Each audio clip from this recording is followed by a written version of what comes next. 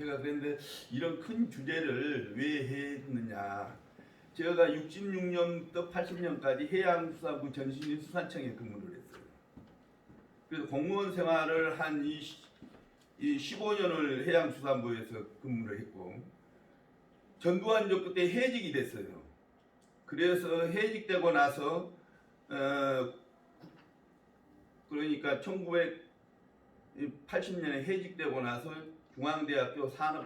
중앙대학교 회계학과 금융회계 제1회로 들어가가지고 중앙대에서 학사, 석사, 박사를 10년 동안 해가가지고 90년에 전주대학교에 있다가 2004년에까지 전주대에 있다가 2004년에 중앙대 본교로 와가지고 거기서 정년을 10년 전에 정년을 제가 75세예요. 그래서 해직이 80년에 해직되고 나서 전라도였기 때문에 해직됐거든요. 호남이었기 때문에. 그래서 그 다음 해에 지금 한국교통해양안전관리공단의 총무부장으로 있으면서 중앙대학교에서 학사, 석사, 박사를 해가지고 이제 박사학위를 받았는데 그렇기 때문에 제가 공무원 생활을 공기업에 25년 동안 있다가 이제 교수로도 한 30년 하다가 이제 정년 퇴직을 했기 때문에 공무원 생활, 공기업 이렇게 19살부터 지금까지 75세까지 지금 하고 있는데 저는 뭔 생각이 드느냐. 저는 이승만 정권에서부터 문재인 대통령 정권을 하는 것을 실질적으로 하면서 실질적으로 66년부터 90년까지 해양수산부에 15년 선박안전관리공단에서 10년 25년을 공무원 생활을 하면서 공기업이 있으면서 교수 생활을 30년을 마쳤어요. 그러다 보니까 학회에 이것저것 해서 한 60개 학회에 내가 가입이 돼 있어요. 그래서 내 영역이 너가 전공이 뭐냐, 회계학이냐, 금융이냐 뭐 이렇게 해가지고 하는데 나는 정치학회나 행정학회나 큰 학회에서도 내가 이런 주제를 보고 느낀 것을 이승만 대통령에서 문재인 대통령까지 지금 하고 했는데 김대중 대통령까지 우리가 열심히 해가지고 세계 우리가 7위 10위권이 돼 있는 것을 그 이후에 문재인 대통령이 지금 까먹고 있거든요. 엉망진창이에요. 그것을 왜 그렇게 돼 있느냐, 그럼 어떻게 해야 할 것이냐 하는 얘기를부터 한번 살펴보도록 하겠습니다. 문제는 발표하는 순서는 한국의 당면 문제가 뭐인가, 그리고 코로나 확산이 되고 있는데 이것이 앞으로 어떻게 대응할 것인가, 포스타 코로나에 대해서 우리나라 문재인 정부에서 요즘 한국판 누일 정책을 내놨는데 누일 정책이 그게 올바른 정책이냐 하는 거라고. 그러면 이게 한국이 코로나19를 맞아가가지고 이게 위기인가 기회인가, 그 어떻게 대응을 해야 할 것이냐 하는 거, 이것은 우리나라뿐만 아니라 전 세계가 지금 관심이 있는 주제거든요. 어떻게 해야 할 것이냐 하는 거. 지금 그러면은 이 현재의 시점에서 한국의 위기를 기회로 전환하려면 어떤 정책을 해야 할 것인가 하는 얘기예요.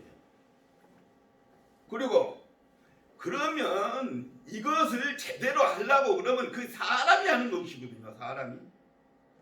사람이 하는데 이런 것을 아까 얘기했던 이승만 대통령, 문재인 대통령까지 이런 것을 겪어보면서 사람이 중요한데 그 사람이 인재 양성을 어떻게 해가가지고 우리나라 전 세계 경쟁에 이길 수 있는 것을 어떻게 해야 할 것이냐 하는 문제를 짚어보겠습니다. 우리나라의 문제, 이거 쫙 얘기하는 것 중에서 여하튼 몇 가지만 얘기해요. 우리나라 전체의 문제를 여기 지금 포괄하고 있는 거예요. 첫째, 세계 경제 성장률이 금년도 코로나 바이러스가 1월 달에 중국에서 작년 12월 달에 와가지고 들어오기 전에는 세계 경제 성장률이 IMF나 월드뱅크에서 세계 경제 성장률이 금년도에 3% 성장할 것으로 생각을 했어요. 우리나라에 작년에 2.8%로 해가지고 금년도에 우리나라도 3% 정도 성장을 할 것으로 예측을 했는데 코로나가 발생하고 나서 IMF에서 5월 4일 날 우리가 예측을 했는데 세계 경제의 성장률은 마이너스 5.2%, 한국이 마이너스 2.9%, 미국은 마이너스 6.2%, EU는 마이너스 6.3%, 중국은 1%로 예측을 했어요. 그러니까 이 얘기는 1930년대 세계 공황을 겪고 났을 때 그때보다도 더 어렵고 IMF를 겪을 때보다도 더 우리 어렵고 2007년, 2008년 미국 공황, 유럽 공황보다 더 어렵다는 거예요. 지금 경제에 대한 얘기를 1, 2, 3차 경제를 하는 것 중에서 최악의 경우라는 게 이런 경우는. 그래도 OECD 국가에서 우리나라나 하고 중국은 8, 9% 성장하는데 지금 하면서 마이너스 1.9%란 얘기예요. 중국이 저거 낮은 것이 아니 1%고 우리나라는 그래도 우리나라는 마이너스 2.9%예요. 평균은 5% 이상인데 그거고 또 하나 문제. 우리나라의 경제 정책을 해결을 하는데 저출산의 문제를 해결하지 않으면 전혀 이게 우리나라 경제 정책이 흔들린다. 안 된다. 저출산이 평균 60만 명 이상이 60년대는 100만 명이었는데 우리나라 작년에 그 출산율이 제대로 나라가 정상적으로 하려면 2.1%가 돼요. 유럽은 평균 1.9%예요. 그런데 우리나라 OECD 국가 중에서 0.92 하나도 아니에요. 0.92. 60만 명 이상을 낳아야 하는데 작년에 30만 명, 30만. 이거 해결이 안 되면 노동정책, 교육정책, 우리 인구정책, 주택정책 모든 것이 안 되는데 이걸 지금 관심이 없어 정부가. 이걸 해결하지 않으니까 여기저기 경제정책이 다 헛도는 거예요. 또 하나 정부가 들었을 때마다 새로운 정치 이슈를 내놔요. 최근에 나와 있는 거예요.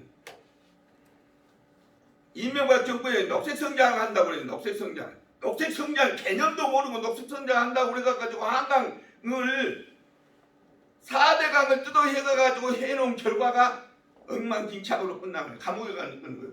또 하나 박근혜 정부 창조경제. 창조경제도 마찬가지. 창조라는 것은 창세기에 하나님이 이 세상에 없는 것을 창조하는 것을 그 창조의 개념이 창세기 1장 1절에 나와요.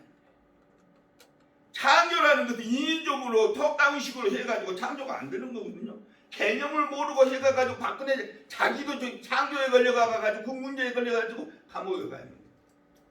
또 이 정부 들어가가지고 문재인 정부 들어서 4차 산업 얘기하면서 소득주도 성장해가지고 최저임금하고 주 52주 한다는 거 자기들 전혀 국민들이 우리가 중소기업이나 소상공인이나 이런 걸 고려하지 편의점이나 고려하지 않고 그냥 좌파 정권을 해가지고 지금 3년 4년이 지났는데 우리 20년 이하에 지금 어제 신문에 20년 이하로 지금 우리 일자리 창출이 떨어졌다는 거예요. 또 이 정부 들어가가지고 아까 최하의 경제 성장률 올해 마이너스 2% 3%. 그런 거지. 이 정책이 잘못됐으면 고쳐야 하는데 죽어도 그거 아니야. 고치지를 안 해. 문재인 정부 정책이 소득주도 성장 그거이 안 되니까 포괄적인 주도 성장, 포용적 성장, 또 한국판 뉴딜 정책 그래 안 먹혀 들어가는 거야. 안 먹혀 들어가는 게 처음부터 잘해야 하는데 한국의 경제를 발목 잡는 거지. 그 노조라는 것은 임금은 소득 수준의 생산성의 수준에 따라서 임금을 올려야 하는데 전혀 그렇게 하지 않고 있기 때문에 노조나 이렇게 참여연대가 좌파 정권이 이런 정책을 하기 때문에 우리 경제가 전혀 어려워지고 있다. 회계 투명성이 또 이렇게 낮다. 세계 62개, 63개국에서 62 회계 투명성 때문에 대통령 두 사람이 다 들어가고 이런 이것이 해결되지 않으면 안 된다 하는 것. 문재인 정부 이거 또 그런데 코로나에 관련되어 있는 것은 한국이 2020년 K-방역이라고 그래가지고 코로나 발생되는 전 세계에서 방역을 잘한 것으로 인정이 되고 있다. 또 한국은 3050 클럽에 7위로 진입이 돼 있을 것 가지고 한국이 명실공히 세계 7위 경제권이다. 또 반도체가 1위, 자동차 선진국 수준에 우리가 하고 있는데 문제는 이런 것을 제대로 할 수 있는 정책을 펴지를 못한다.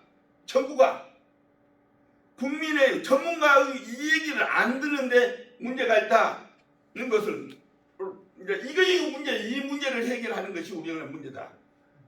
다음에 다음에 또 넘겨요. 또 넘기고 우리나라 이거 발표하는 사람들이 위주가 돼야 하는데 이게 지금 이 얘기를 못하게 만들어요. 또 넘기고 자료를 이렇게 한번 보시고 우리나라 세계 경쟁이 계속 이렇게 3% 이하로 떨어지고 있다. 또 넘기고 앞으로 이 표가 굉장히 중요한 거예요.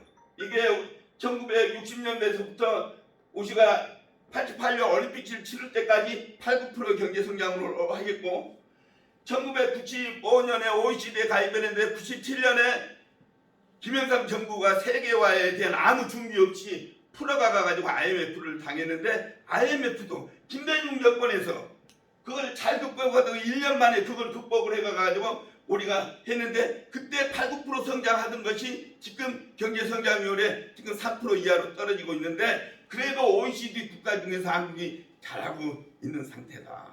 어쨌든 2019년에 12년 만에 우리가 3만 1,000불로 3050 클럽에 진입을 했는데 3050 클럽이라는 것이 뭐냐 그러면 3만 불 소득에 우리가 인구가 5천만이 되는 것을 3050 클럽이라고 하는데 3050 클럽에 진입하는 것을 봐보면은 그 나라가 일본, 미국, 프랑스, 이탈리아, 독일, 영국이 다음으로 우리가 7번째로 했는데 이 2050 클럽 2만 불 소득에 3만 불 5천만이 인구가 5천만이 되는 것인데 그 2050 클럽이 진입하는 나라들은 3, 4년 안에 다 3050 클럽을 해요. 3만 불 소득에 5천만이 되는 건데 그런데 3050 클럽에 진입하는 나라는 어떤 특성이 있느냐 세계 경제가 아무리 어렵더라도 내수 기반을 해서 계속 지속 성장하는 특징을 가지고 있다.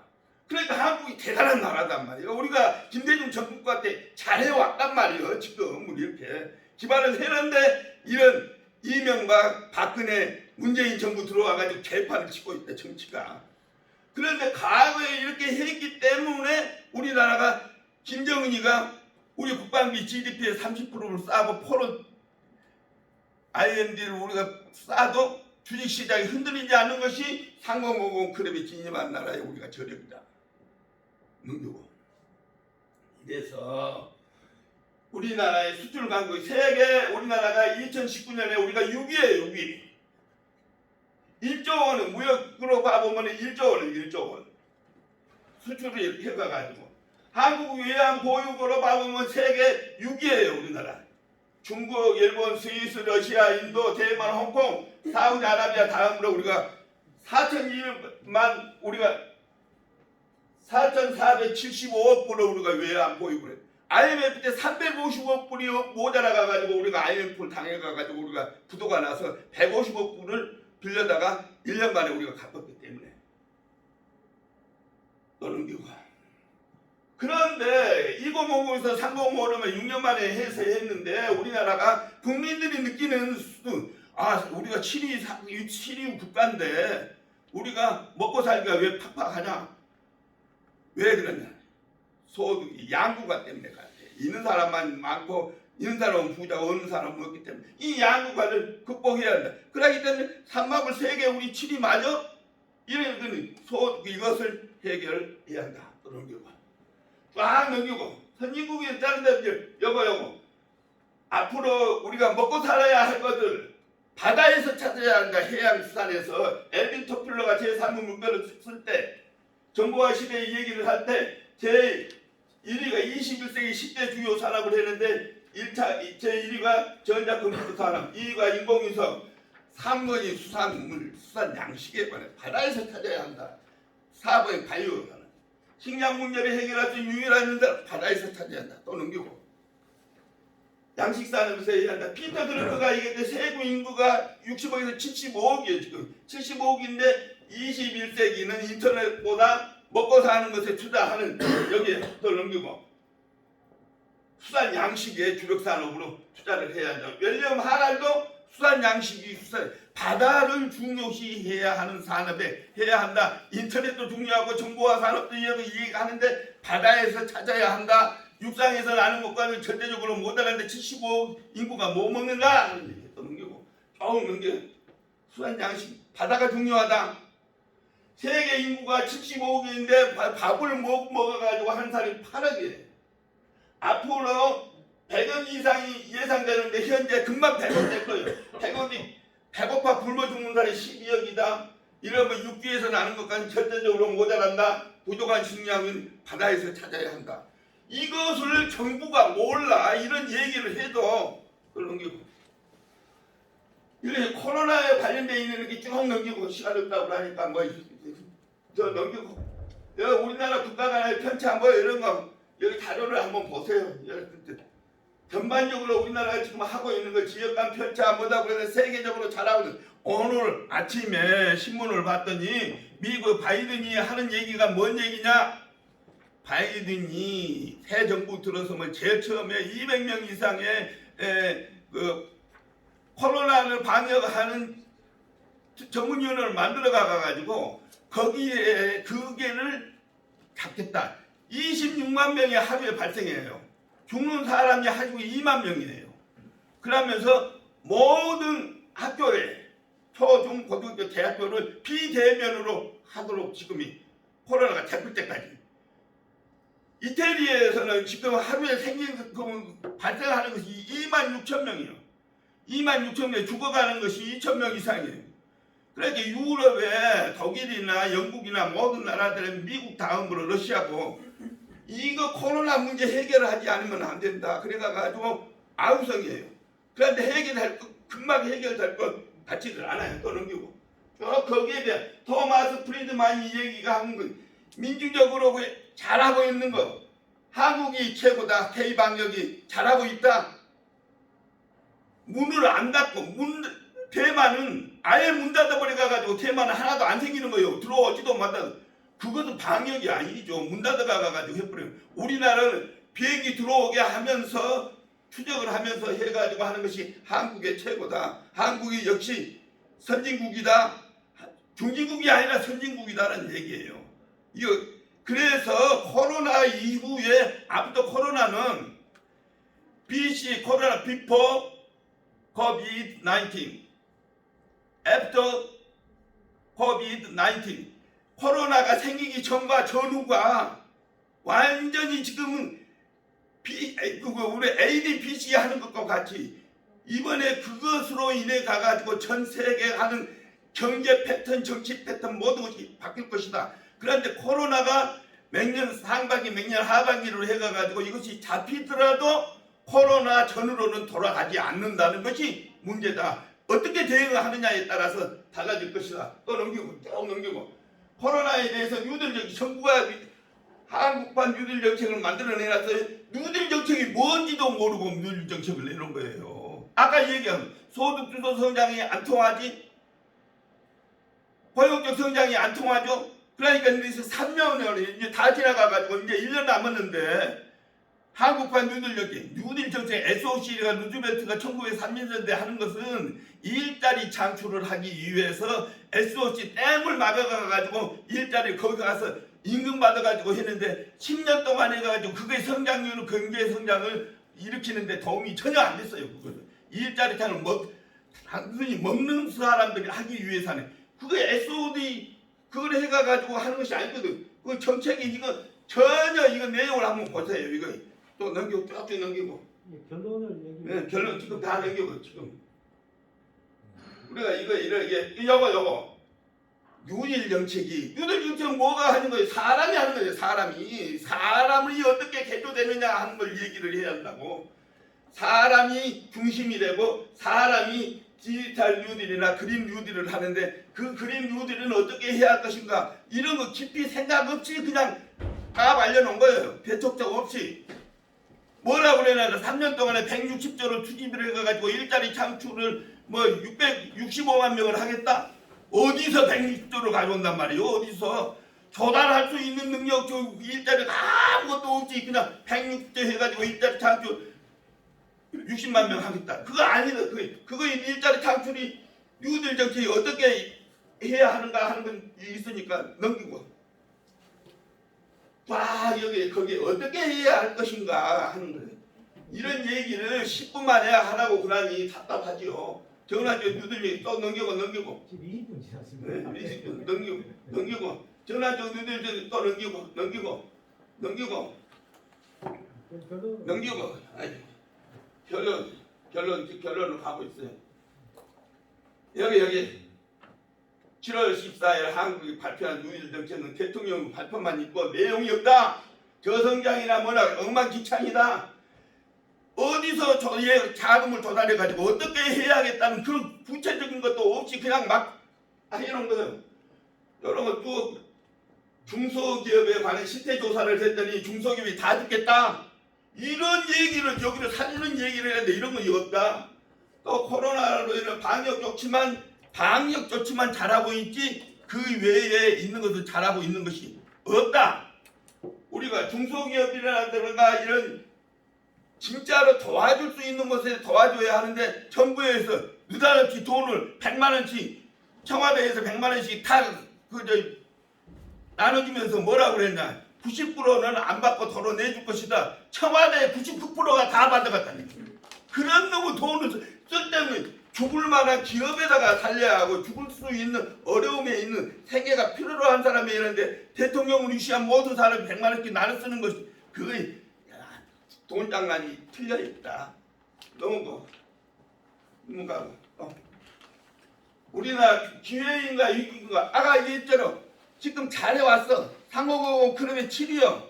우리가 반도체 1위요. 자동차 우리 모든 것이 1위인데 정부가 대기업에 일자리 창출하려면 기업이 일자리 창출은 기업이 하는 것이 정부가 하는 것이 아니란 말이에요. 그러면 기업이 국내에서 일을 할 수 있도록 해야 하는데 삼성이고 현대고 SK고 다 감옥에 넣어가가지고 쫓겨내게 하는 좌파 정책이 그렇게 돼. 좌파 자유민주주의를 부정하는 그런 정책. 그것이 일자리 창출이나 모든 정책을 헛돌아가게 한다 이게 헛돌아가게. 그것을 바로잡지 않으면 안 된다. 새로운 이런 것들을 우리 실정에 국민이 바라는 대로 전문가가 바라는 그런 정책을 펴야 하지. 좌파들끼리 모여가가지고 자기들끼리만 해가가지고 하는 정책을 해서는 절대로 안 된다. 전문가가 경제 정책을 주도하는 나라가 돼야지. 자기들끼리 코드 많은 사람들끼리 해가지고는 정책이 안 돌아간다 하는 거. 또 다음에 다 했어요. 위기인가 기회인가 그것은 우리가 하기에 달렸다. 저런 정권을 잘못된 정책을 하는 것에 표를 175명이나 줘가지고 정책을 어쩌다는 거예요. 지금 법무부하고 검찰하고 싸우는 대통령이 관여를 못하잖아. 이거이 나라요? 또 우리가 어선에 있는 정부가 우리나라 해양수산의 영역을 지키는 곳에 있는 지도선에 선원이 물에 빠져 죽었는데 정부가 공무원은 생명을 보호하지 않는 나라. 그러면서 자기들끼리만 좌지우지하는 나라. 이거야 아니죠. 헌법에 보장되어 있는 국민의 생명을 보장하지 않은 나라가 나라인가요? 이런 정책들이 문제고 또 하나 이제 마지막으로 모든 정책이 이루어지려고 그러면 새로운 성장산업을 하려고 그러면 뭐가 제도 법 제도가 바꿔야 한다. 파지티브 시스템. 모든 정책이 우리나라는 법의 규정에 대해서 가지고 규정에 맞지 않으면 안 돼. 그것을 파지티브 시스템을 해. 모든 것을 법에 정해놓고 저게 정해지지 않는 것은 못하게 하는 거예요. 그런 정책을 하나는 안 된다. 중국이나 새로운 사람이나 일본이나 미국이나 네거티브 시스템으로 모든 정책은 해보고 문제가 있으면 하나씩 고쳐가는 이런 것을 해야 성장산업이지요.